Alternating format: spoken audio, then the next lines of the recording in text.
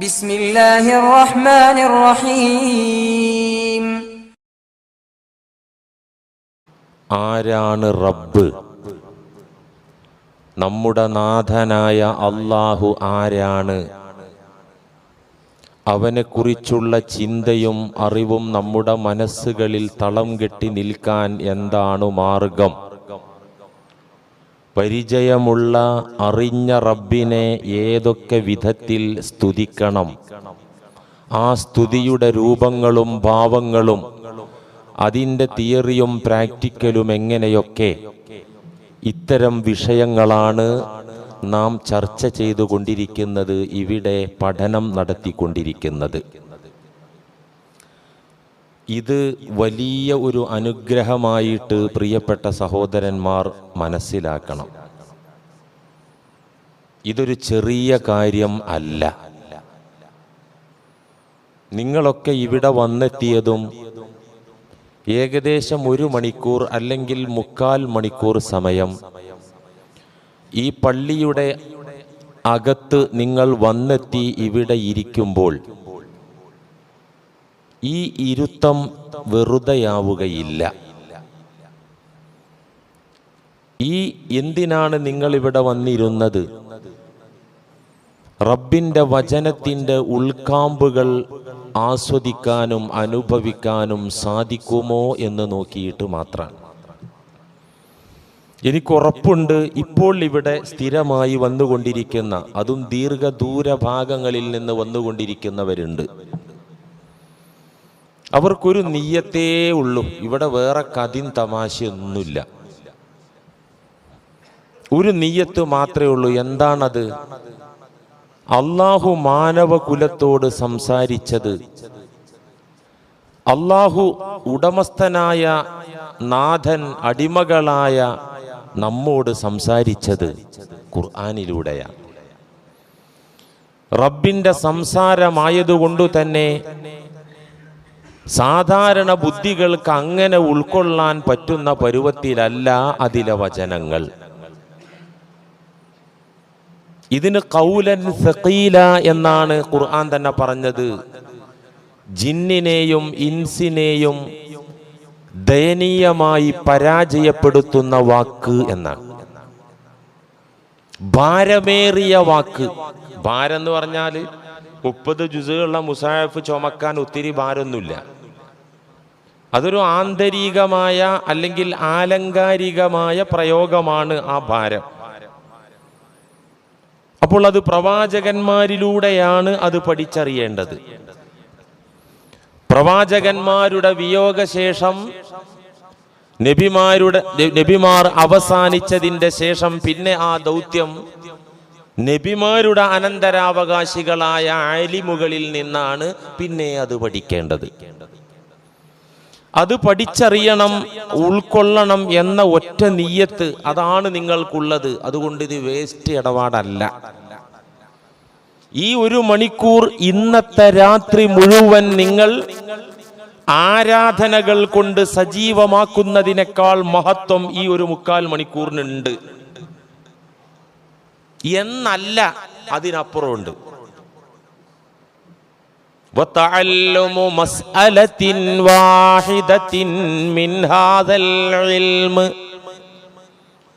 ഖുർആന്റെ അറിവുകളിൽ നിന്ന് ഒരു വിഷയം പഠിക്കുക എന്നത്, പടച്ച തമ്പുരാനെ കുറിച്ചുള്ള അറിവുകളിൽ നിന്ന് ഒരു വിഷയം മാത്രം പഠിക്കുക എന്നത് അഫ്ളലു മിൻ ഇബാദത്തി സനാ, 1 വർഷത്തെ ഇബാദത്തിനേക്കാൾ അഫ്ളലാണ്, ഉത്തമമാണ്. ഒരു രാത്രിയിലെ ഇബാദത്തിനേക്കാളല്ല. 1 വർഷത്തെ ആരാധനകളെക്കാൾ മൂല്യം ഒരു വിഷയം, ഖുർആനീക വിജ്ഞാനത്തിൽ നിന്ന് ഒരു വിഷയം. ഒരു ക്ലാസ്സിൽ വന്നിട്ട് നമ്മൾ എത്ര വിഷയങ്ങൾ പറയുന്നുണ്ട്. ഒരു വിഷയം നമ്മുടെ ഖൽബിലേക്ക് ഇറങ്ങിയോ, അഫ്ളലു മിൻ ഇബാദത്തി സന, 1 കൊല്ലത്തെ ഇബാദത്തിലേറെ ഇതിന് മൂല്യമുണ്ട്.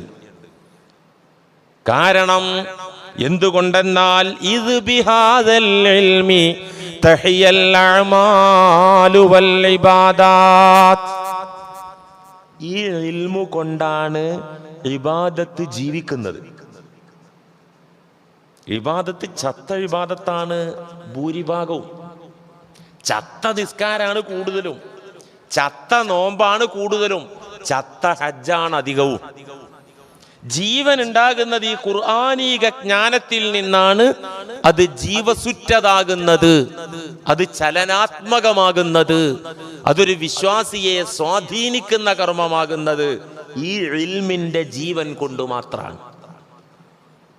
അതുകൊണ്ട് ഇടക്കിടക്ക് ഇത് ചാർജ് ചെയ്യുമ്പോൾ ഈ ജീവൻ, ഈ പവർ ഒന്നിങ്ങനെ ഒന്ന് സ്റ്റോർ ചെയ്യാൻ വേണ്ടി ആ സ്റ്റോറേജ് റൂമിലൊന്ന് വന്ന് നിൽക്കുമ്പോൾ അത് അഫ്ളലു മിൻ ഇബാദത്തി സന, ഉറപ്പാ ദീനിന്റെ പ്രഖ്യാപനാണത്.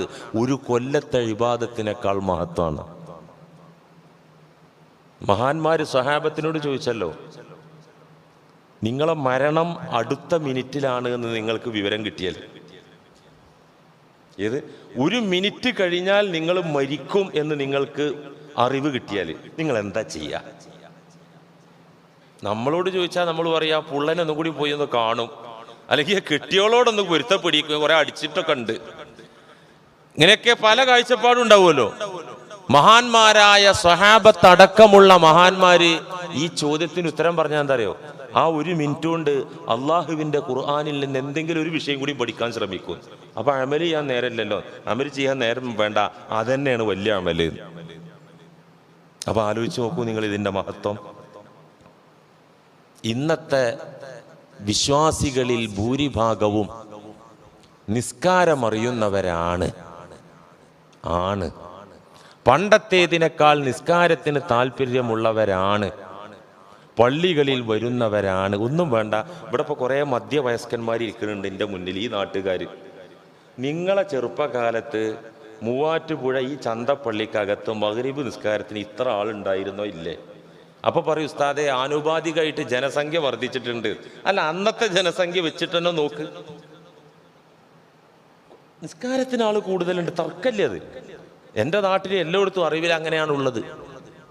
നല്ല കാര്യം തന്നെ. നിസ്കാരമറിയാം, വുളൂഇന്റെ മസ്അല അറിയാം, നോമ്പറിയാം, ഹജ്ജ് അറിയാം, അതിനൊക്കെ പുറമെ ഇംഗ്ലീഷ് അറിയാം, ഹിന്ദി അറിയാം, അല്ലേ? എല്ലാ ഭാഷാപരമായിട്ടും നമുക്ക് നല്ല പരിജ്ഞാനുണ്ട്. പക്ഷേ ഉടമസ്ഥനായ റബ്ബിനെ പരിചയപ്പെട്ട ആളുകൾ എത്ര പേരുണ്ട്? ആ റബ്ബിനെ മനസ്സുകൊണ്ട് അടുത്തറിഞ്ഞവർ എത്ര പേരുണ്ട്? കുറവല്ലേ? കുറവ് എന്ന് മാത്രമല്ല, വളരെ കുറവാണ്. അതുകൊണ്ടാണ്, ആ കാരണത്താലാണ് അറിവും കർമ്മവും ഉണ്ടെങ്കിലും, അറിവും കർമ്മങ്ങളും ഉണ്ടെങ്കിലും മദ്യത്തിനും മയക്കുമരുന്നിനും സമൂഹത്തിലെ മുസ്ലിമീങ്ങൾ അടിമപ്പെട്ടു പോകുന്നത്. അറിവും കർമ്മവും ഉള്ളതോടുകൂടെ ഹാജിയാരുടെ മകള് പാത്തുക്കുട്ടി സുരേഷിന്റെ കൂടെ ഒളിച്ചോടിയത്, അറിവും കർമ്മവും ഉള്ളതോടുകൂടെ നിസാറിന്റെ ഭാര്യ 3 പിള്ളരെയും നിസാറിനെയും ഒഴിവാക്കി വേലക്ക് വന്ന അണ്ണാച്ചിയുടെ കൂടെ ഇറങ്ങിപ്പോയത്, അറിവും കർമ്മവും ഉള്ളതോടുകൂടെ തന്നെ കച്ചവടത്തിന്റെ മറവിൽ തട്ടിപ്പും വെട്ടിപ്പും പലിശയും നടത്തിയത്. എന്താ കാരണം? അറിവില്ലാത്തത് കൊണ്ടാണോ? ആരാധനകളെ കുറിച്ചുള്ള അറിവില്ലാത്തത് കൊണ്ടാണോ? അല്ല. ഏകദേശം നിർബന്ധ ബാധ്യതകൾ അടക്കമുള്ള ഇബാദത്തിൽ കുറവ് വരുത്തിയതുകൊണ്ടാണോ? അല്ല. ഈ ഇബാദത്തിനൊക്കെ ജീവൻ നൽകുന്ന അല്ലാഹുവിനെ കുറിച്ചുള്ള അറിവ് അതില്ലാതെയായി പോയി. ഇതന്നെ കാരണം. അല്ലാഹുവിനെ കുറിച്ചുള്ള അറിവ് അതില്ലാതെയായി പോയി, ചത്തു. അതോടെ അവന്റെ ഇസ്ലാം ചത്തു. അൽ ഇൽമു ഹയാത്തുൽ ഇസ്ലാം, ഇസ്ലാമിന്റെ ജീവൻ അൽ ഇൽമ്, അല്ലാഹുവുമായി ബന്ധപ്പെട്ട അറിവാണ്. ഇസ്ലാമും ചത്തു, നിസ്കാരവും ചത്തു, എല്ലാം ശവായിട്ട് പോയി. നമ്മൾ പറഞ്ഞല്ലോ, അല്ലാഹുവിനെ അനുസരിക്കാൻ ആർക്കാ പറ്റുക? നമ്മളൊക്കെ ഒരു യാന്ത്രികമായ ചലനം എന്നതിനപ്പുറം ഉള്ളറിഞ്ഞുകൊണ്ട് മർമ്മമറിഞ്ഞുകൊണ്ടുള്ള അനുസരണം നമുക്ക് സാധ്യമാകുന്നുണ്ടോ ഇല്ലയോ? വീട്ടിലെ സാഹചര്യം, നാട്ടിലെ സാഹചര്യം, മുസ്ലിം സമൂഹത്തിലെ സാഹചര്യം, ആ സാഹചര്യത്തിന്റെ ഒഴുക്കിൽ നമ്മൾ നിന്നു കൊടുത്തു, അങ്ങനെ ഒഴുകുകയാണ്. ഇതിനപ്പുറം മർമ്മമറിഞ്ഞുകൊണ്ടുള്ള അള്ളാഹുവിനോടുള്ള അനുസരണ നമുക്കുണ്ടോ? ഇല്ലേ? റബ്ബിനെ പരിചയപ്പെട്ട് അടുത്തറിഞ്ഞവർക്ക് മാത്രമേ യഥാർത്ഥത്തിൽ അള്ളാഹുവിനെ അനുസരിക്കാൻ സാധിക്കുകയുള്ളൂ, തിന്മകളിൽ നിന്ന് മാറാൻ സാധിക്കുകയുള്ളൂ, കുറ്റമറ്റ വിധത്തിൽ ആരാധനകൾ അനുഷ്ഠിക്കാൻ സാധിക്കുകയുള്ളൂ.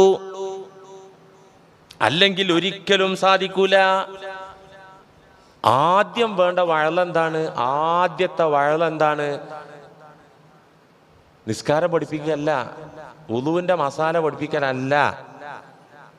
ആദ്യം വേണ്ട വഴല് നിങ്ങൾക്കിടയിലുള്ള പിണക്കം തീർക്കാനുള്ള വഴലല്ല, കച്ചവടത്തിലെ തട്ടിപ്പും വെട്ടിപ്പും പറയുന്ന വഴലല്ല, മദ്യത്തിനും മയക്കുമരുന്നിനും എതിരെയുള്ള പ്രസംഗമല്ല. ആദ്യം പറയേണ്ട വിഷയത അള്ളാഹുവിനെ പരിചയപ്പെടുത്തുക. അത് പരിചയപ്പെട്ട് കിട്ടിയാൽ മറ്റേതൊക്കെ ഓട്ടോമാറ്റിക് ശരിയാവും. നബി സല്ലല്ലാഹു അലൈഹി വസല്ലമ തങ്ങൾ പറഞ്ഞതാണ്, നമ്മൾ നേരത്തെ, ഒരു പതിറ്റാണ്ടിലധികം കാലം നിയമങ്ങൾ പഠിപ്പിക്കാതെ, വിധി വിലക്കുകൾ പഠിപ്പിക്കാതെ, ഫർളായ കാര്യങ്ങൾ പഠിപ്പിക്കാതെ, ഹറാം ഏതൊക്കെ എന്ന് പഠിപ്പിക്കാതെ, എന്തിനധികം കള്ളു കുടിക്കരുത് എന്ന് പോലും പറയാതെ 10-12 വർഷത്തോളം അള്ളാഹുവിന്റെ റസൂല് അള്ളാഹുവിനെ പരിചയപ്പെടുത്തുന്ന പണിയായിരുന്നു. അൽഹംദുലില്ലാഹി റബ്ബിൽ ആലമീൻ എന്ന് നന്നായി ഓതി പഠിപ്പിക്കുകയായിരുന്നു. ഇത് മക്കയിൽ ഇറങ്ങിയതാണ്, ആദ്യകാലത്തിന് വല്ലാതെ വൈകാതെ ഇറങ്ങിയതാണ്. അൽഹംദുലില്ലാഹി റബ്ബിൽ ആലമീൻ. ഇതാണ് സഹോദരന്മാരെ കാര്യങ്ങളുടെ മർമ്മം. റബ്ബിനെ തിരിച്ചറിഞ്ഞോ, സ്വമേധയാ അള്ളാഹുവിനെ അനുസരിക്കും. നിഷിദ്ധമായ കാര്യങ്ങളിലേക്ക് ഒരിക്കലും കടന്നു ചെല്ലുകയില്ല. അറിഞ്ഞാൽ ഈ മർമ്മപ്രധാനമായ കാര്യം നമ്മിൽ നിന്നും നഷ്ടപ്പെട്ടു പോയതാണ്. വർത്തമാന കാലത്ത് നാം അനുഭവിക്കുന്ന പ്രതിസന്ധി അടക്കം നമ്മുടെ സകല പ്രതിസന്ധിക്കും കാരണം ഈ പ്രശ്നം. മുസ്ലിമീങ്ങൾ അല്ലാഹനെ മറന്നു. റബ്ബുൽ ആലമീൻ എന്ന് നാവുകൊണ്ട് പറയാനല്ലാതെ ആ റബ്ബുൽ ആലമീനെ മനസ്സുകൊണ്ട് കാണുകയും മനസ്സുകൊണ്ട് ആ റബ്ബുൽ ആലമീനെ സമർപ്പിക്കാൻ മുസ്ലിമീങ്ങൾ തയ്യാറാകാതെ പോയി.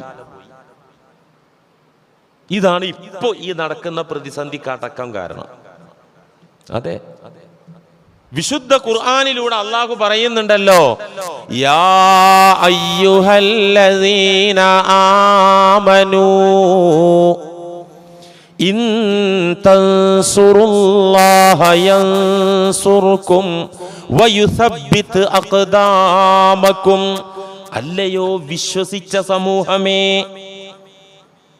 ഈമാനുള്ള പാർട്ടിക്കാരെ, പടച്ചവനിൽ പ്രതീക്ഷയുള്ള ജനവിഭാഗമേ, പരലോക ജീവിതത്തിൽ അറിവുള്ള ബോധമുള്ള മുഅ്മിനീങ്ങളെ, ഇൻ തൻസുറുല്ലാഹ, നിങ്ങൾ അല്ലാഹുവിനെ സഹായിക്കുകയാണെങ്കിൽ, യൻസുറുക്കും, അല്ലാഹു നിങ്ങളെയും സഹായിക്കും, വയുസബ്ബിത് അഖ്ദാമകും, നിങ്ങളുടെ പാദങ്ങളെ അവൻ ഉറപ്പിച്ചു നിർത്തുകയും ചെയ്യും. ഇന്ത്യയിൽ നിങ്ങളുടെ കാലിന് ഇളക്കം വരൂല, കാൽപാദത്തിനടിയിലുള്ള മണ്ണ് ഒലിച്ചു പോകൂല. അചഞ്ചലമായി നിങ്ങൾ ഭൂമിയിലെവിടെയാണെങ്കിലും, ഏതൊക്കെ സമരമുഖങ്ങളിലാണെങ്കിലും, ഏതൊക്കെ വെല്ലുവിളികൾക്കിടയിലാണെങ്കിലും അള്ളാഹു നിങ്ങളുടെ കാൽപാദങ്ങളെ അടിയുറപ്പിച്ചു നിർത്തും, ഉറപ്പിച്ചു നിർത്തും. ഒരു ഡിമാൻഡ്. എന്താ ഡിമാൻഡ്? ഇൻ തൻസുറുല്ലാഹ, നിങ്ങൾ അള്ളാഹുവിനെ സഹായിക്കാൻ തയ്യാറുണ്ടെങ്കിൽ. എങ്ങനെ അള്ളാഹിനെ സഹായിക്കുക? പൈസ കൊടുത്തിട്ട് അള്ളാഹിനെ സഹായിക്കാൻ പറ്റൂല. പൈസയുടെ ഉടമസ്ഥനാണ് അവൻ. എന്ത് കൊടുത്തിട്ട് അള്ളാഹിനെ സഹായിക്കുക? അള്ളാഹുവിന് ഭക്ഷണം വേണ്ടല്ലോ, അന്നം വേണ്ടല്ലോ, ഒന്നും വേണ്ട. എന്നാ ഇതൊക്കെ വേണ്ടേ? വേണം. മഹ്ശറയിൽ ചെന്നിട്ട് ചോദിക്കുമല്ലോ, നീ എന്താടാ എനിക്ക് ഭക്ഷണം തരാത്തത്? അള്ളാഹു ചോദിക്കുന്നൊരു ചോദ്യമാണ്.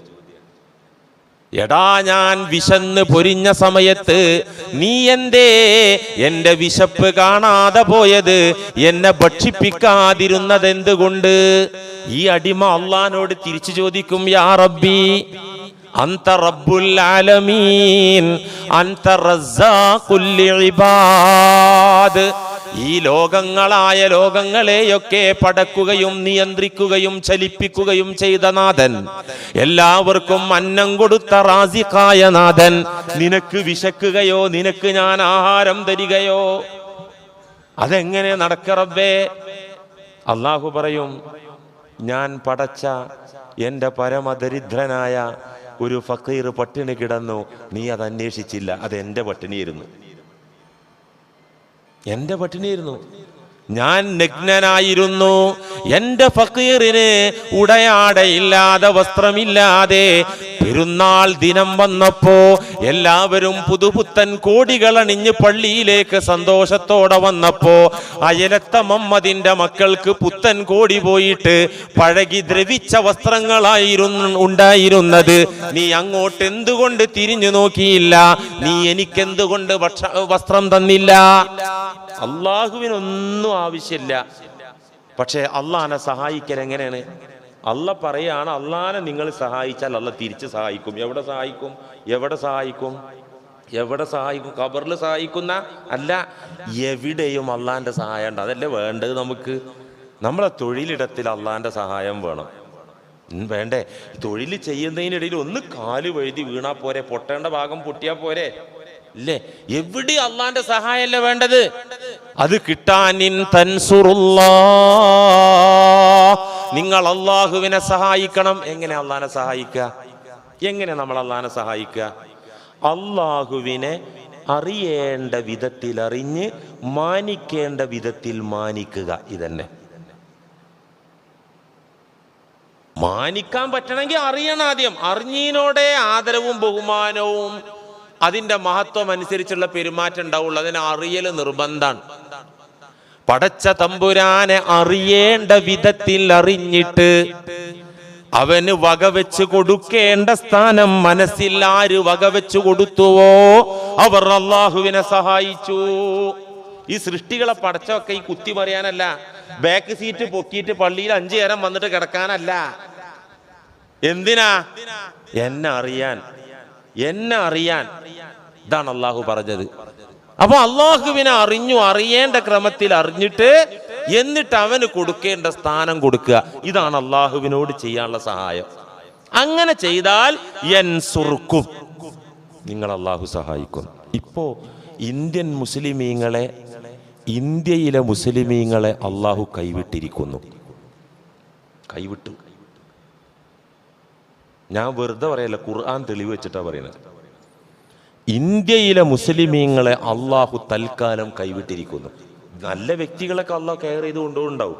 മൊത്തം കൈവിട്ടു എന്നുള്ള ഇന്ത്യൻ മുസ്ലിമീങ്ങൾ എന്ന അടിസ്ഥാനത്തിൽ, ഇന്ത്യയിലെ മുസ്ലിം കമ്മ്യൂണിറ്റി എന്ന അടിസ്ഥാനത്തിൽ അള്ളാഹ് കൈവിട്ടിരിക്കുന്നു. ഞാൻ ഖുർആന്റെ തെളിവ് പ്രകാരം ഞാൻ പറയുന്നത്. കൈവിട്ടു. എന്താ കൈവിടാൻ കാരണം? മറന്നു. അള്ളാഹനെ മറന്നു. നമ്മൾ ഈ രാജ്യത്തെ മുസ്ലിമീങ്ങൾ വളരെ സന്തോഷത്തിൽ, ഗൾഫ് പണം, വേണ്ട കച്ചവടം, ഒരു തട്ടിത്തടച്ചിലും റിസ്ക് ഇല്ലായിരുന്നല്ലോ. ശുക്ർ പോയിട്ട് ഷു ഉണ്ടായിരുന്നില്ല, നന്ദി പോയിട്ട് ന ഉണ്ടായിരുന്നില്ല. അള്ള കൈവിട്ട് തൽക്കാലം പടച്ചവൻ തിരിഞ്ഞു നോക്കല്, ആ അനുഗ്രഹത്തിന്റെ നോട്ടം തൽക്കാലം ഒഴിവാക്കി. എന്താ തെളിവ്? തെളിവ് തന്നെ ഖുർആൻ പറയാ, ഇൻയൻസുർകുമുല്ലാഹ്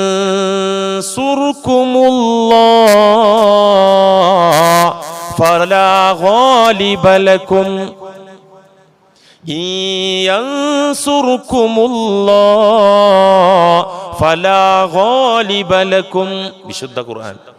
അള്ളാഹു നിങ്ങളെ സഹായിക്കുന്നുണ്ടെങ്കിൽ, അവന്റെ സഹായം നിങ്ങളിലേക്ക് വരുന്നുണ്ടെങ്കിൽ, അവന്റെ സഹായം നിങ്ങളിൽ നിലനിൽക്കുന്നുണ്ടെങ്കിൽ, ഫലാ ഗാലിബ ലക്കും, നിങ്ങൾക്ക് മീതെ നിങ്ങളെ പരാജയപ്പെടുത്തുന്ന ഒരുത്തനും ഉണ്ടാവുകയില്ല. നിങ്ങളെ മർദ്ദിക്കുന്ന, നിങ്ങളെ അവഹേളിക്കുന്ന, നിങ്ങളെ അടിച്ചമർത്തി ഭരിക്കുന്ന ഒരുത്തനും നിങ്ങളുടെ മീതെ ഉണ്ടായിരിക്കുന്നതല്ല. എവിടെ ഉണ്ടാവില്ല. ഫലാ ഗാലിബ ലക്കും എന്നാ പറഞ്ഞു. ഇൻ തൻസുറുല്ലാഹ, അള്ളാഹുവിന്റെ സഹായം നിങ്ങളിലേക്ക് വന്നുകൊണ്ടിരിക്കുന്നുണ്ടെങ്കിൽ ഫലാ ഗാലിബ ലക്കും, നിങ്ങൾക്ക് മീതെ നിങ്ങളെ കീഴ്പ്പെടുത്തുന്ന പരാജയപ്പെടുത്തുന്ന ഒരുത്തനും ഉണ്ടാവുകയില്ല. ഇന്നില്ലേ? ഇനി ഇന്ത്യൻ മുസ്ലിമീങ്ങളെ മീതെ ഇല്ലേ? ഉണ്ടോ? ഇല്ലേ? ഉണ്ട്, ഉണ്ട്. അപ്പൊ ഇതെന്താ മനസ്സിലാക്കണം? അള്ളാന്റെ സഹായം തൽക്കാലം പോയി. അള്ളാന്റെ സഹായം നിങ്ങളിൽ ഉണ്ടെങ്കിൽ ഫലാ ഗാലിബ ലക്കും, നിങ്ങളുടെ മീതെ നിങ്ങളെ കീഴ്പ്പെടുത്തി ഉപദ്രവിക്കുന്ന ഒരുത്തനും ഉണ്ടാവില്ല. ഭരണതലത്തിലും ഉണ്ടാവില്ല, അല്ലാത്ത മേഖലയിലും ഉണ്ടാവില്ല. ഉണ്ട്, ഉണ്ട്, ഉണ്ട്. ഉണ്ടാവുമ്പോ ഇതിനർത്ഥം എന്താ? അള്ളാന്റെ സഹായം പോയി. വളരെ വ്യക്തമല്ലേ? ഇത് കൂടുതൽ ആലോചിക്കണ്ടല്ലോ. فمن ذا الذي ينصركم من بعدي, അല്ലാഹു നിങ്ങളെ കൈവിട്ടാൽ ഫമൻ ദല്ലദീ യൻസുറുക്കും മിൻ ബഅദി, അല്ലാഹുവിനെ കൂടാതെ നിങ്ങളെ സഹായിക്കാൻ മറ്റാരാണ് വരാനുള്ളത്? ആരാ വരാനുള്ളത്? അല്ലാഹു നിങ്ങളെ കൈവിട്ടാൽ നിങ്ങളെ സഹായിക്കാൻ പ്രതിപക്ഷ പാർട്ടി വരുമെന്ന് നിങ്ങൾ ധരിക്കണ്ട. നിങ്ങളൊക്കെപ്പാടെ എല്ലാവരും കൂടി ഒത്തുപിടിച്ച് നീക്കാൻ നോക്കിയാൽ ഇത് നീങ്ങിപ്പോവൂല. അല്ലാഹു നിങ്ങളെ കൈവിട്ടാൽ, നിങ്ങളെ ബലഹീനരാക്കാൻ തീരുമാനിച്ചാൽ അല്ലാഹുവിനെ കൂടാതെ ആര് വരും നിങ്ങളെ സഹായിക്കാൻ? ആരും വരൂല. അതുകൊണ്ട് വഅലല്ലാഹി ഫല്യതവക്കലിൽ മുഅ്മിനൂൻ, ഈമാനിന്റെ പ്രഭ അല്പമെങ്കിലും മനസ്സിലുള്ളവരാണെങ്കിൽ എല്ലാ മുഅ്മിനീങ്ങളും അല്ലാഹുവിന്റെ മേലിൽ ഭരമേൽപ്പിക്കട്ടെ, തവക്കുലാക്കട്ടെ. തവക്കൽതു അലല്ലാഹ് വലിയ അക്ഷരത്തിൽ എഴുതിയിട്ട് ഇങ്ങനെ ചുമരിൽ തൂക്കി വെച്ചിട്ട് കാര്യമില്ല. അല്ലാഹനെ നിങ്ങളെ പ്രശ്നം ഏൽപ്പിച്ചോ, അള്ളാഹുവിൽ നിങ്ങൾ അർപ്പിച്ചോ, നിങ്ങളെ ചുമട് അള്ളാഹ് എന്ന അത്താണിയിൽ കൊണ്ടുപോയി നിങ്ങൾ ഇറക്കി വെച്ചോ, എന്നാ നിങ്ങളെ പ്രശ്നം തീരും. അള്ളാഹു പറയാം. അപ്പൊ ഈ പ്രശ്നങ്ങളുടെ വ്യക്തിപരമാകട്ടെ, കുടുംബപരമാകട്ടെ, സാമൂഹ്യ രംഗത്തുള്ളതാകട്ടെ, രാഷ്ട്രത്തിന്റെ ഭാഗത്താകട്ടെ, പ്രശ്നങ്ങളുടെയൊക്കെ അടിസ്ഥാന കാരണം എന്താണ്? അള്ളാഹുവിനെ മറക്കലാണ് പ്രശ്നം. അവനെ അറിയേണ്ട വിധത്തിൽ അറിയാൻ ശ്രമിക്കാതിരിക്കലാണ് പ്രശ്നം. ഇതാണ് വിഷയത്തിന്റെ മർമ്മം. വേണ്ട, മുശ്രിക്കുകൾക്കും കാഫിറുകൾക്കും തെമ്മാടികൾക്കും പറ്റിയ കുഴപ്പമെന്താ? മുശ്രിക്കുകൾ ശിർക്ക് ചെയ്തു, കാഫിറുകൾ നിഷേധികളായി, തെമ്മാടികൾ ഹറാമ് ചെയ്തു, തെമ്മാടിത്തരം ചെയ്തു. ഇതാണുള്ള പ്രശ്നം. എന്തുകൊണ്ട് മുശ്രിക്കുകളിൽ നിന്ന് ശിർക്ക് വന്നു? അടിസ്ഥാന കാരണം തിരയണല്ലോ.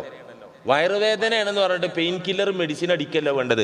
എന്താണ് ഈ വയറുവേദന? എൻഡോസ്കോപ്പി ആണെങ്കിൽ അത് നോക്കിയിട്ടാണ് അറിയണം. അങ്ങനെയാണ് വേണ്ടത്. എന്തേ മുശ്രിക്ക് ശിർക്ക് ചെയ്തു? എന്തേ കാഫിർ നിഷേധിയായി? എന്തേ തെമ്മാടിയിൽ നിന്ന് തെമ്മാടിത്തരങ്ങൾ വരുന്നത്? എന്താ? എല്ലാ കുറ്റങ്ങളുടെയും കുഴപ്പങ്ങളുടെയും ശിർക്കിന്റെയും കാപട്യത്തിന്റെയും അടിസ്ഥാന കാരണം അല്ലാഹു പറയുന്നുണ്ട്, വമാ ഖദറുല്ലാഹ ഹഖ്ഖ ഖദ്രിഹി. ഈ പ്രയോഗം 3 സ്ഥലത്ത് കാണാം ഖുർആനിൽ. ഒരു സ്ഥലത്തല്ല, 3 സ്ഥലത്ത്. വമാ ഖദറുല്ലാഹ, ആ പിഴച്ചവരായ വഴിതെറ്റിയവരായ ടീം. ഇവിടെ പിഴച്ചത് എന്ന് പറയാൻ പാടില്ല അത്രേ. ഞാൻ സാധാരണ മലയാള നിഘണ്ടുവിൽ പിഴച്ചത് എന്ന് പറഞ്ഞാൽ തെറ്റിപ്പോയത് എന്ന അർത്ഥം. മൂവാറ്റുപുഴ പ്രദേശത്ത് അതിന് പ്രത്യേക ഒരു അർത്ഥമുണ്ട്. അതുകൊണ്ട് മൊയ്ലിയർ ആ വാക്ക് പറയുന്നത് സൂക്ഷിക്കണം എന്നൊക്കെ പലരും എന്നോട് പറഞ്ഞു. ഞാനിപ്പോൾ മലപ്പുറത്ത് വണ്ടി കയറി വന്ന ആളായതുകൊണ്ട് പെട്ടെന്ന് നിർത്താൻ നോക്കിയാൽ നടക്കൂല. അതുകൊണ്ട് അത്തരം പദപ്രയോഗങ്ങൾ ഉണ്ടെങ്കിൽ നിങ്ങളൊന്ന് സബൂറാക്കുക. നിങ്ങളുടെ നാട്ടിലെ മാത്രം പ്രാദേശികമായ ഒരു കുഴപ്പമുള്ള വേർഡാണത്. അല്ല, പിഴവ് എന്ന് പറഞ്ഞാൽ അത്ര വലിയ കുഴപ്പമാണോ? പിഴച്ചു പോവുക എന്ന് പറഞ്ഞാൽ എന്താണ്? വഴിതെറ്റി പോവാന്ന് അർത്ഥം. അത് ഒരു മേഖല മാത്രം നിങ്ങൾ കണ്ടിട്ടാണ് ആ പ്രശ്നം ഉണ്ടാകുന്നത്. എല്ലാ പിഴവുകളും തെറ്റും പിഴവ് തന്നെയാണ്. അതുകൊണ്ട് അത് പറഞ്ഞതിനൊന്നും ഇപ്പോൾ വലിയ ആകാശം ഇടിഞ്ഞ് വീടൊന്നുമില്ല. അതൊക്കെ മനസ്സിലാക്കാൻ ബോധമുള്ളവരാണ് നിങ്ങൾ.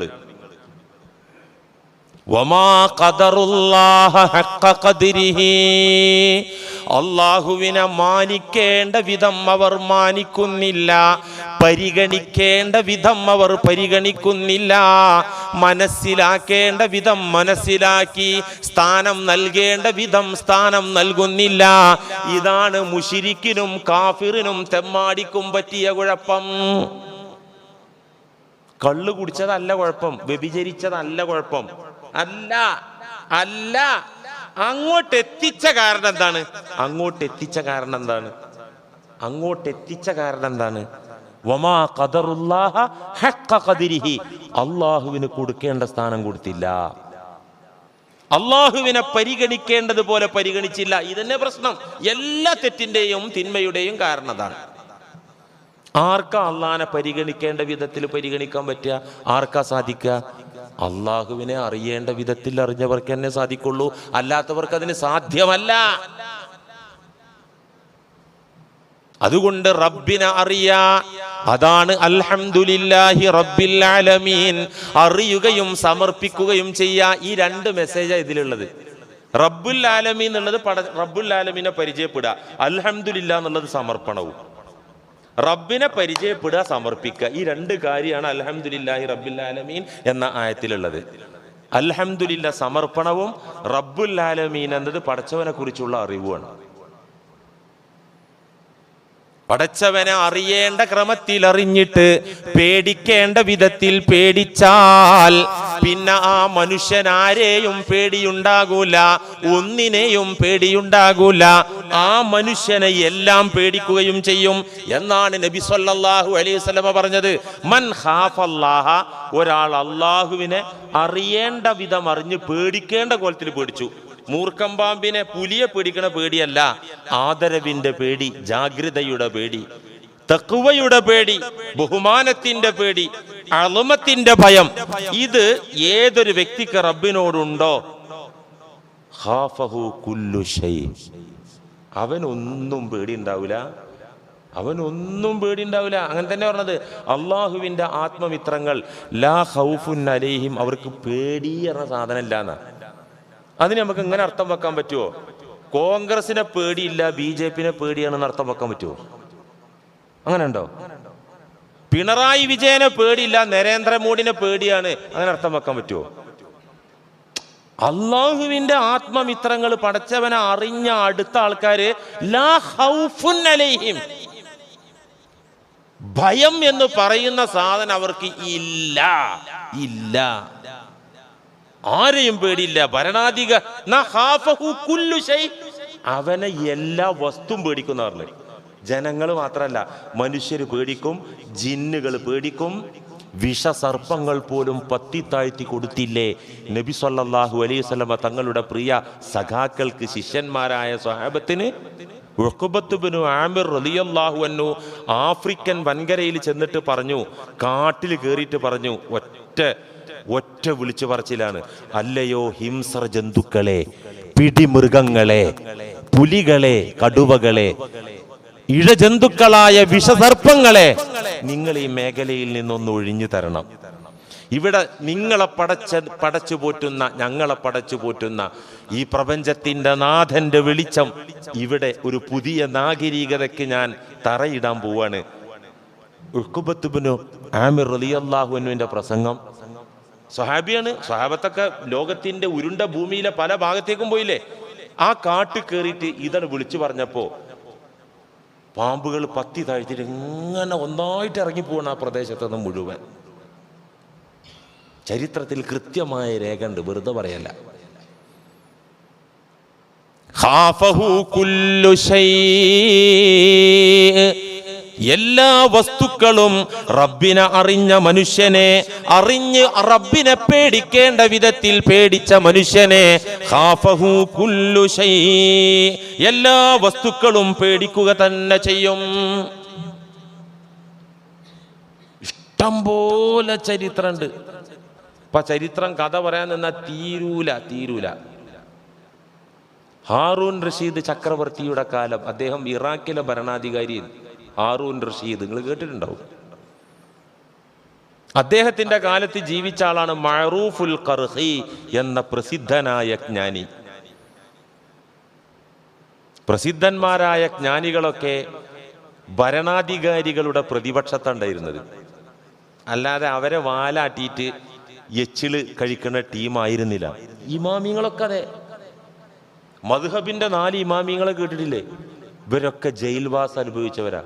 ഇമാം ഷാഫി റഹിമഹുല്ല അടക്കം, അഹ്മദ് ബിൻ ഹംബൽ തങ്ങൾ അടക്കമുള്ളവരൊക്കെ പതിറ്റാണ്ടുകളൊക്കെ ജയിലിൽ കിടന്നതാണ്. എന്തിനാ ജയിലിൽ കിടന്നത്?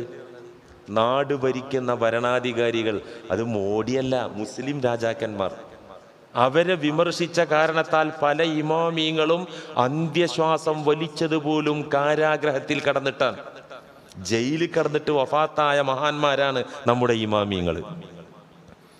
മഅറൂഫുൽ ഖർഖി എന്ന് പറയുന്ന മഹാവലി, അദ്ദേഹം ഹാറൂൻ റഷീദ് ചക്രവർത്തിയെ ബഗ്ദാദ് പട്ടണത്തിൽ നിന്ന് പച്ചക്ക് വിമർശിക്കും. വെറുതെ കുറ്റം പറയല്ല. ഇപ്പൊ പ്രതിപക്ഷം ഭരണപക്ഷത്തിനെ വിമർശിക്കും. എന്തിന്? അത് ന്യായം ഇല്ലെങ്കിലും വിമർശിക്കും. ഇവർക്ക് ആവശ്യം എന്താണ്? അവരാ കസേരയിൽ നിന്ന് ഇറക്കിയിട്ട് ഇവർക്ക് അവിടെ കയറി ഇരിക്കല ലക്ഷ്യം. അതിന് സത്യസന്ധത ഉണ്ടായിക്കൊള്ളണമെന്നില്ല. അതല്ല, ഇത് ക്രിയാത്മകമായി സത്യസന്ധമായി വിമർശിക്കന്നെ. ഈ വിമർശനം കെട്ട് ഓവറായപ്പോ ഹാറൂൻ റഷീദ് ചക്രവർത്തി ചെയ്ത പണി എന്താ അറിയാം നിങ്ങൾക്ക്? ആ മഹാനെ അറസ്റ്റ് ചെയ്ത് കൊണ്ടുവരാൻ പറഞ്ഞു. മഅറൂഫ് എന്നവരെ അറസ്റ്റ് ചെയ്ത് കൊണ്ടുവന്നു. കോവർ കഴുതയുടെ കഴുത്തിൽ ഇദ്ദേഹത്തെ കൂട്ടിക്കെട്ടി.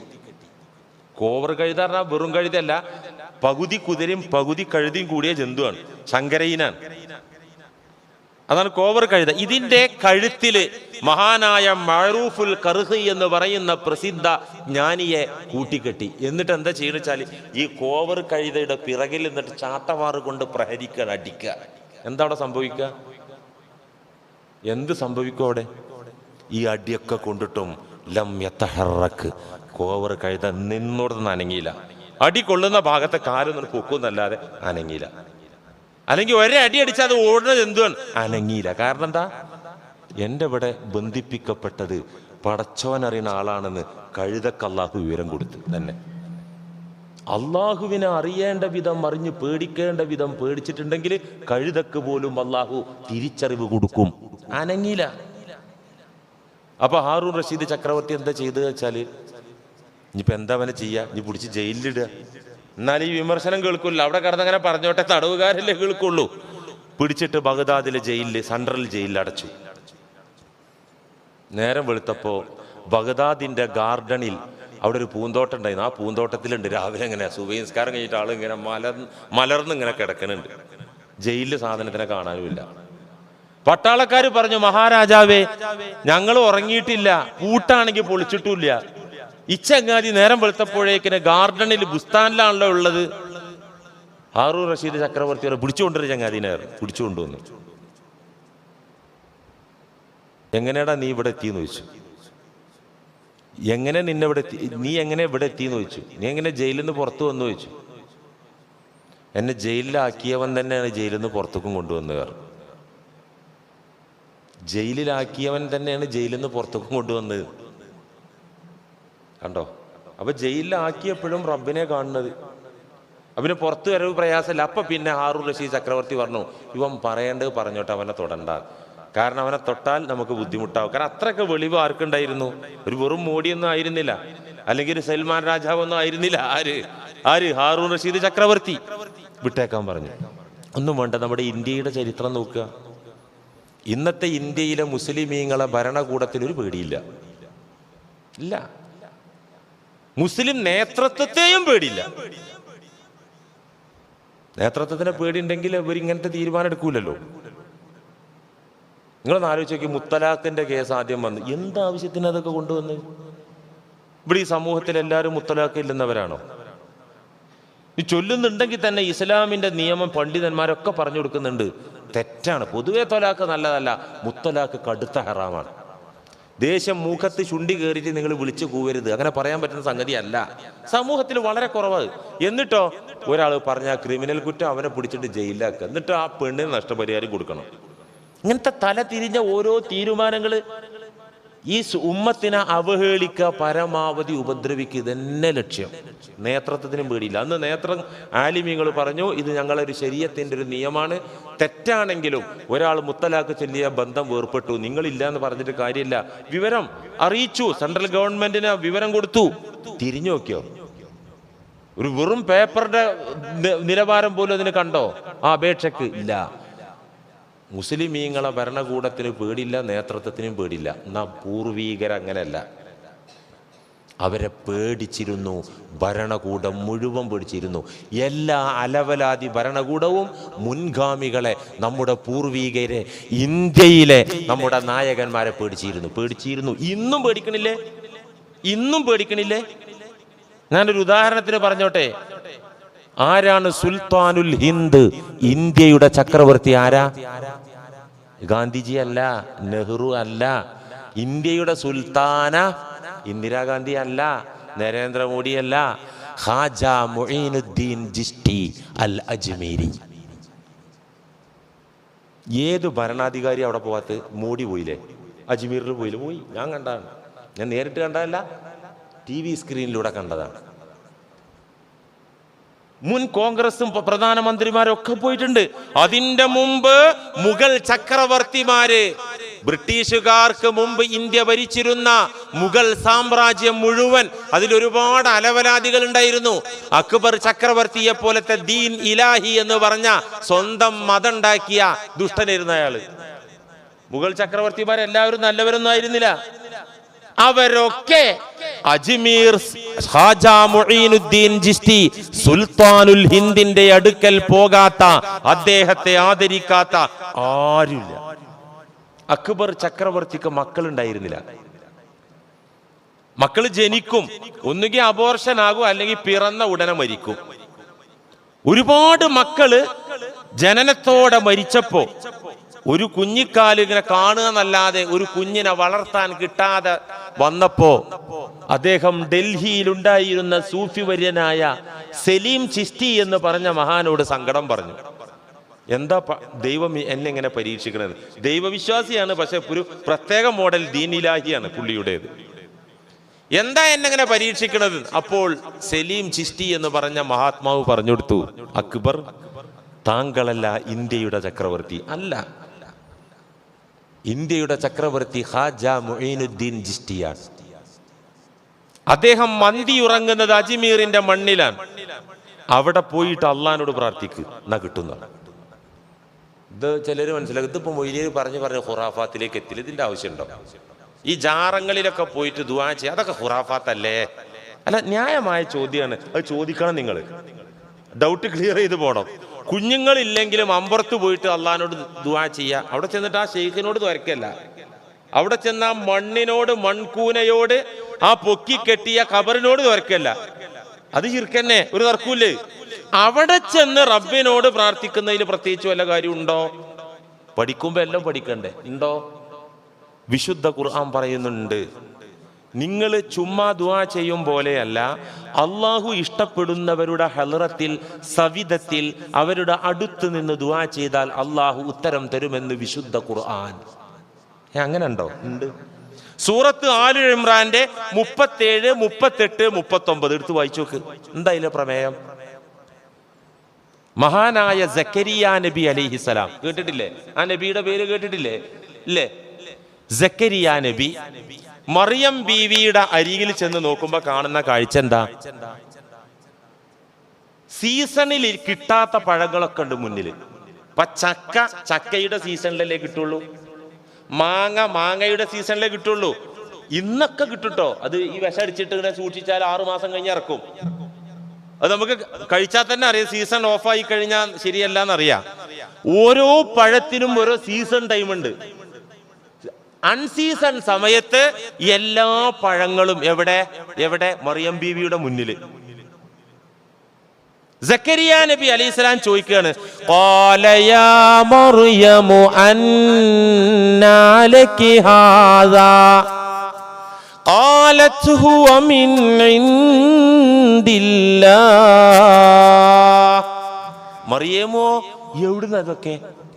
ഇതൊരിക്കലും കിട്ടൂലല്ലോ. മരത്തുനിന്ന് പറിക്കാൻ പറ്റൂല, കമ്പോളത്തിൽ ഇത് കിട്ടൂല. ഫ്രീസറിൽ വെക്കുന്ന സംവിധാനം അന്നൊട്ട് ഇല്ലതാനും. എവിടുന്നാ അറിയാമോ ഇത്? കാലത്ത് മഹദി പറയാണ് ഹുവമിൻ ഇന്ദില്ല, അത് പടച്ചോൻ ഇറക്കി തന്നാണ്. അപ്പോ സക്കരിയ നബിക്ക് തിരിഞ്ഞു, ഇതൊരു സാധാരണ പെണ്ണല്ല. തിരിഞ്ഞില്ലേ?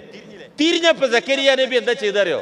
100 വയസ്സായിട്ടുണ്ട്, മുടിയൊക്കെ ഫുള്ള് വൈറ്റ് ആയിട്ടുണ്ട്, ചർമ്മൊക്കെ ചുക്കി ചുളിഞ്ഞിട്ടുണ്ട്, ഞാടി ഞരമ്പുകളൊക്കെ ബലഹീനമായിട്ടുണ്ട്. ആർക്ക്? സക്കരിയ നബിക്ക്. ഒറ്റ കുട്ടിയില്ല. ഹുനാലിക ദഅ സക്കരിയ റബ്ബ, അവിടെ വെച്ച് സക്കരിയ നബി റബ്ബിനോട് ദുആ ചെയ്തു. എന്താ ദുആ ചെയ്തത്? ഖാല റബ്ബി ഹബ്ലി മിൻ ലദുൻക ദുർരിയതൻ ത്വയ്യിബ ഇന്നക സമീഉദ് ദുആ. ഞാനിപ്പോൾ ഉള്ളത് ഒരു വെറും പ്ലേസിലല്ല, അള്ളാഹ് ഇഷ്ടപ്പെട്ട ഒരു പെണ്ണിന്റെ അടുത്താണ്.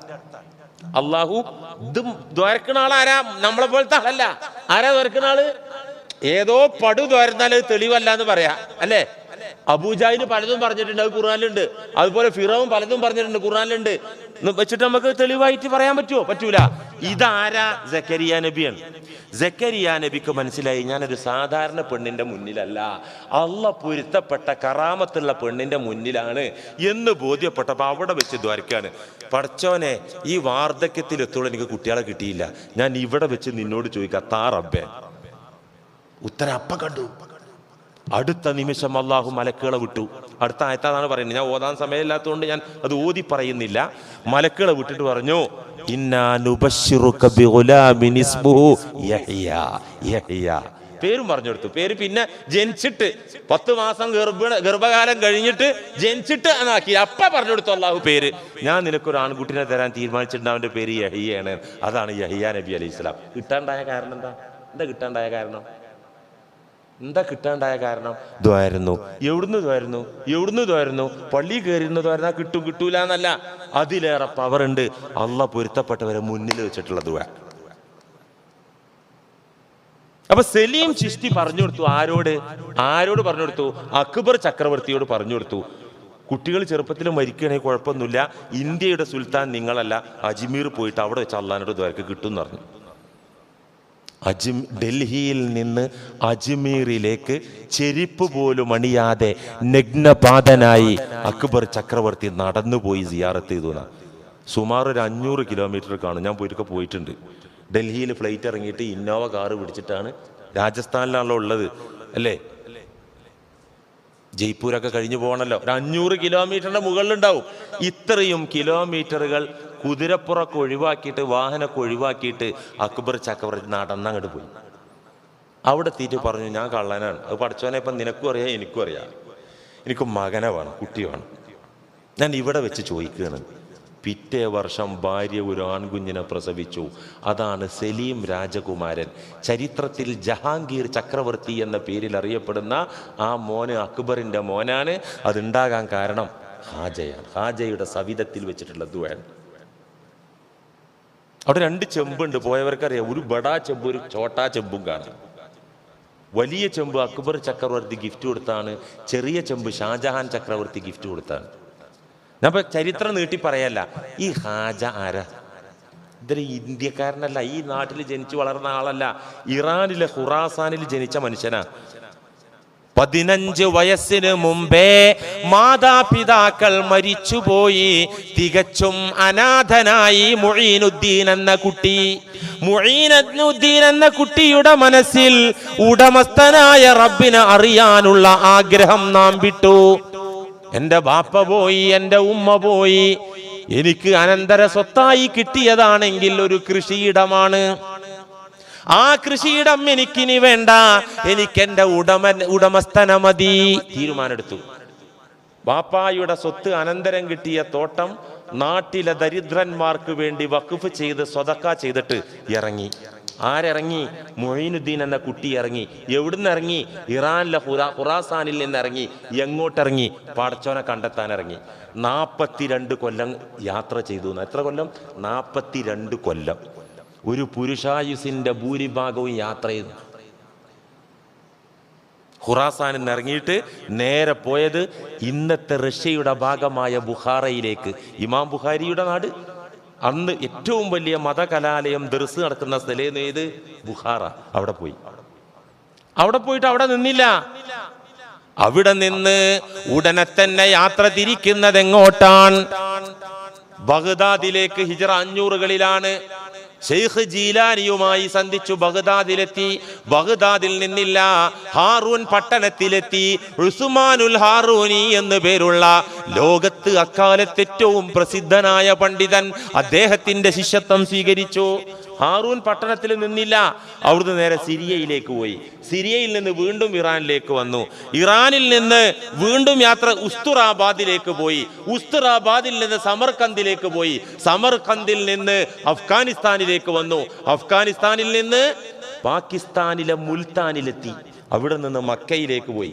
മക്കയിൽ നിന്ന് പറഞ്ഞു അള്ളാന്റെ റസൂലിന്റെ സ്വപ്ന ദർശനം, മൊയ്നുദ്ദീൻ, നീ ഇന്ത്യയുടെ രാജാവാകണം. ഞാൻ നിനക്ക് കിരീടം വെച്ച് തരികയാണ്, നീ സുൽത്താനുൽ ഹിന്ദാകണം. ഈ സ്വപ്ന ദർശനത്തിന്റെ അടിസ്ഥാനത്തിൽ അജ്മീറിൽ വരുന്നത്. അജ്മീറിൽ വരുന്ന കാലത്ത് അജ്മീർ ഭരിച്ചിരുന്നത് പൃഥ്വിരാജ് ചൗഹാൻ എന്നു പേരുള്ള ഒരു RSSകാരനായിരുന്നു. എന്നുവെച്ചാൽ ഹിന്ദു വർഗീയവാദിയെന്നു അജ്മീർ ഭരിച്ചിരുന്നത്. ഖാജ വരുന്നതിന്റെ മുമ്പ് തന്നെ കൊട്ടാരത്തിലെ ജ്യോത്സ്യന്മാര് മുന്നറിയിപ്പ് കൊടുത്തിരുന്നു, ഒരു മുസ്ലിം ഫക്കീർ ഇവിടെ വരും, വന്നിട്ട് നിങ്ങളുടെ അധികാരം തച്ച് തകർക്കുന്നുള്ള മുന്നറിയിപ്പ്. ജ്യോത്സ്യന്മാർക്ക് കുറെയൊക്കെ പിടികിട്ടുമല്ലോ, ശൈത്താന്മാർ അറിയിച്ചു കൊടുക്കുമല്ലോ. ഈ വിവരം രാജാവിന് കൊട്ടാര ജ്യോത്സ്യന്മാർ കൊടുത്തിരുന്നു, ഒരു മുസ്ലിം ഫക്കീർ വരും, വിവരം അറിയുന്നു. ഉടനെ രാജാവ് അതിർത്തികളിലൊക്കെ ഭടന്മാരെ കുറച്ചുകൂടി കാവൽ അധികരിപ്പിച്ചു. ഏതെങ്കിലും മുസ്ലിം ഫക്കീർ വരികയാണെങ്കിൽ പിടിച്ചോണ്ടിരണമെന്ന് പറഞ്ഞ്. ഡൽഹിയിലാണ് ഖാജ ഇറങ്ങിയത്. അവിടുന്ന് ഇങ്ങോട്ട് നടന്നു വന്ന് അള്ളാഹുവിന്റെ കുദ്റത്തോടുകൂടെ അജ്മീറിലേക്ക് കയറി. അനാസാഗർ തടാക തീരം, അനാസാഗർ തടാകം ലയിക്കൊന്നും കാണാം അവിടെ ചെന്നാല്. ആ തടാക തീരത്തിൽ അവിടെ തമ്പ് കെട്ടി. അപ്പോൾ ഭടന്മാര് കണ്ടു, മുസ്ലിം ഫക്കീറും കുറച്ച് ഹാദിമീങ്ങളും വന്നിരിക്കുന്നത് കണ്ടു. പൃഥ്വിരാജ് ചൗഹാനോട് വിവരം പറഞ്ഞു, നമ്മൾ പ്രതീക്ഷിച്ചിരിക്കുന്ന ആ സാധനം ഇവിടെ എത്തിയിട്ടുണ്ട്. ആഹാ, എന്നവനെ പിടിക്കണല്ലോ. പിടിക്കണ്ട, തടാക തീരത്തല്ലേ തമ്പ് കെട്ടിയത്, വെള്ളം കൊടുക്കരുത്, അങ്ങനെ നമുക്ക് പുകച്ച് ചാടിക്കാം, വെള്ളം കൊടുക്കരുത്. തടാകത്തിന്റെ മുന്നിൽ പട്ടാളക്കാരെ അണിനിരത്തിയിട്ട് കുടിക്കാനും ഉദു ചെയ്യാനുള്ള വെള്ളം അടക്കം എടുക്കാൻ സമ്മതിച്ചില്ല. ഉടനെ പറഞ്ഞു, എനിക്കില്ലാത്ത വെള്ളം അജ്മീറിന് വേണ്ട. അത്ര പറഞ്ഞു, ദുആയൊന്നുമില്ല, എനിക്ക് കിട്ടാത്ത വെള്ളം അജ്മീറിന് വേണ്ട. അനാസാഗർ അന്ന് വൈകുന്നേരം വറ്റി. ചരിത്രത്തിൽ അവർ ഇതുവരെ കണ്ടിട്ടില്ലാത്ത, അനുഭവിച്ചിട്ടില്ലാത്തൊരു ദുരന്തം. അനാസാഗർ വറ്റി. എന്തു ചെയ്യും? അജ്മീറിലെ ജനങ്ങളെ വെള്ള സ്രോതസ്സാണ്, കുടിവെള്ളാണ്. ആളുകൾ കുടുങ്ങി, രാജാവ് കുടുങ്ങി, എല്ലാവരും കുടുങ്ങി. അവസാനം നാട്ടുകാർ ഖാജയുടെ സമീപത്ത് വന്ന് ക്ഷമാപണം നടത്തി. രാജാവ് തോറ്റു തൊപ്പിയിട്ട് അവസാനം ഖാജയുടെ ദുആ ഫലമായി വെള്ളം ഉണ്ടായി. രാജാവ് തോറ്റു. നിങ്ങൾ ആലോചിച്ച് നോക്കൂ, ഈ മനുഷ്യൻ മുഖേന ഇന്ത്യയിൽ മുസ്ലിങ്ങളായ എണ്ണത്ര അറിയോ? 92 ലക്ഷം. ഏതൊരു മുസ്ലിം ചരിത്രകാരൻ എഴുതി വെച്ചതല്ല. NBSന്റെ വിശ്വവിജ്ഞാന കോശത്തിൽ കാണാം. NBSന്റെ വിശ്വവിജ്ഞാന കോശം, അതൊരു ഹിസ്റ്ററി ബുക്കാണ്. അത് ഷിഹാബുദ്ദീൻ ഫൈസിനെ പോലത്തെ ഇസ്ലാമിസ്റ്റുകൾ എഴുതിയതല്ല, ഇന്ത്യയുടെ ആധികാരിക ചരിത്ര പുസ്തകമാണ്. അതിലുണ്ട് ഖാജ മൊയ്നുദ്ദീൻ വഴി ഇന്ത്യയിൽ മുസ്ലിങ്ങളായത് 92 ലക്ഷം ആളുകളാണ്. എൻ്റെ നിങ്ങളും ശ്രമം കൊണ്ട് എത്ര ആൾ മുസ്ലിമായി?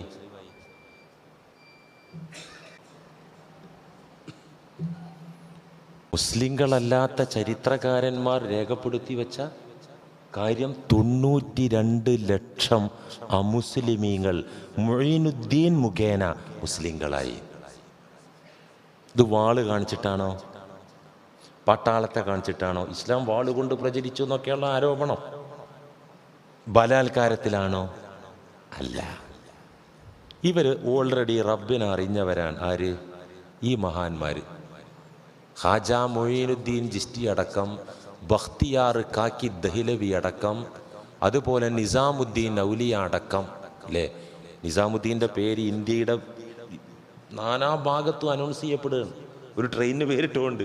അത് അദ്ദേഹത്തിൻ്റെ ഗുരു പറഞ്ഞാത്രേ, നിസാമുദ്ദീൻ, നിന്റെ നാമം ലോകാവസാനം വരെ മുഴങ്ങി കേൾക്കട്ടെ. ഇദ്ദേഹം ഒരു അന്തർമുഖനായിട്ട് ഒളിച്ചിരിക്കുന്ന സ്വഭാവക്കാരനേന്ന് അത്രേ. നീ അങ്ങനെ ഉൾവലിയേണ്ട ആളല്ല, നീ ലോകത്ത് എന്നും നിന്റെ പേരിങ്ങനെ ഉയർന്നു കേൾക്കട്ടെ. ന്യൂഡൽഹിയിൽ നിന്നും വരുന്ന നിസാമുദ്ദീൻ എക്സ്പ്രസ് ആലുവി പോയൊക്കെ എറണാകുളത്ത് പോയൊക്കെ കേൾക്കാം. അപ്പൊ ഇങ്ങനത്തെ മഹാന്മാര് ഇവർ റബ്ബിനെ അറിഞ്ഞവരാ, റബ്ബിനെ പേടിക്കേണ്ട വിധത്തിൽ പേടിച്ചവരാ. അതിൻ്റെ കാരണത്താൽ ഹാഫഹു കുല്ലു ശൈ, എല്ലാ ഭരണാധികാരികളും അവരെ പേടിച്ചു. ഇന്ന് നമ്മളെ നേതൃത്വത്തിന് തന്നെ ഭ്രാന്ത, ചങ്ങലക്ക് ഭ്രാന്ത് എന്ന് പറഞ്ഞ പോലെ നമ്മുടെ നേതാക്കന്മാർക്ക് പോലും, എല്ലാരെയും അല്ല പറയുന്നത്, സ്വാത്വികന്മാരായ പരമഭക്തന്മാരായ അള്ളാഹനെ അറിയുന്ന ആളുകൾ ഇവിടെ ഒളിച്ചിരിക്കുന്നുണ്ട്. ഉറപ്പാണ്, ഉണ്ട് തന്നെയാണ്, ഉണ്ട് എനിക്ക് ഉറപ്പാണ്. പക്ഷേ അവർ രംഗത്ത് വന്നപ്പോൾ ദുആ ചെയ്യാൻ സമയമായിട്ടില്ല. ഇവരെ മുന്നിൽ വന്ന് അടങ്ങി നിൽക്കുന്ന് പറയാൻ സമയമായിട്ടില്ല. കാരണം നമ്മൾ റബ്ബിനെ മറന്നു. റബ്ബ് നമ്മളെ, ഞാനിവിടെ ഉണ്ട് എന്ന് അള്ളാഹ് അങ്ങനെ ഉണ്ടല്ലോ, ഞാനിവിടെ ഉണ്ട് എന്ന് അള്ളാഹ് നമുക്കൊരു സിഗ്നൽ തരികയാണിത്. അതുണ്ട് റബ്ബേ, ഞങ്ങൾ മറന്നതായിരുന്നു. അല്ലാ റബ്ബനാ ലാ തുആഖിദ്നാ ബിസൂഇ അഅമാലിനാ വലാ തുസല്ലിത് അലൈനാ മൻ ലാ യർഹമുനാ വകുഫ ഐദിയൽ കാഫിരീന വൽ മുനാഫിഖീന അന്നാ. ഇങ്ങനെ ദുആ ചെയ്യേണ്ടത്. ആദ്യം തന്നെ പടച്ചോനെ ഞങ്ങളെ അടക്കി ഭരിക്കുന്ന തെമ്മാടി കൂട്ടത്തെ കൈകാര്യം ചെയ്യുക എന്നല്ല. ആ ദുആന്റെ ക്രമം നോക്ക്, പടച്ചോൻ പഠിപ്പിച്ച ദുആ. റബ്ബനാ ലാ തുആഖിദ്നാ ബിസൂഇ അഅമാലിനാ, ഞങ്ങളെ തെമ്മാടിത്തരങ്ങളും ഞങ്ങളെ മോശപ്പെട്ട ചിന്തയും നിന്നെക്കുറിച്ചുള്ള അവഗണനയും അതുകൊണ്ട് പടച്ചോനെ ഞങ്ങളെ നീ ശിക്ഷിക്കല്ലേ അല്ലാ, അതൊക്കെ വന്ന കുറ്റാണ്. എന്നിട്ട് വലാ തുസല്ലിത് അലൈനാ മൻ ലാ യർഹമുനാ, ഞങ്ങളോട് കരുണ കാണിക്കാത്ത ആളുകൾക്ക് ഞങ്ങളുടെ അധികാരം കൊടുക്കല്ലേ പടച്ചോനെ. രണ്ടാമത്തെ കാര്യം. അതുകൊണ്ട് അൽഹംദുലില്ലാ, സമർപ്പണം. റബ്ബുൽ ആലമീൻ അള്ളാഹുവിനെ അറിയാം, അഡ്രസ്സ് പ്രകാരം അറിയാം. ആ അഡ്രസ്സിലൂടെ പോയി കണ്ടെത്തുക. നമ്മളത് കണ്ടെത്തി സമർപ്പിക്കേണ്ട വിധം സമർപ്പിച്ചാൽ വ്യക്തിപരമായ പ്രശ്നങ്ങൾ പരിഹരിക്കപ്പെടും. യൻസുറുക്കും, അള്ളാഹ് നിങ്ങളെ സഹായിക്കും. കുടുംബത്തിൽ പ്രശ്നമുണ്ടോ, യൻസുറുക്കും, അള്ളാഹ് സഹായിക്കും. കച്ചവടത്തിൽ പ്രശ്നമുണ്ടോ, യൻസുറുക്കും, അള്ളാഹു സഹായിക്കും. അള്ളാഹു തൗഫീഖ് നൽകട്ടെ. വ ആഖിറു ദഅവാനാ അനിൽ ഹംദുലില്ലാഹി റബ്ബിൽ ആലമീൻ. അസ്സലാമു അലൈക്കും വറഹ്മത്തുള്ളാഹി.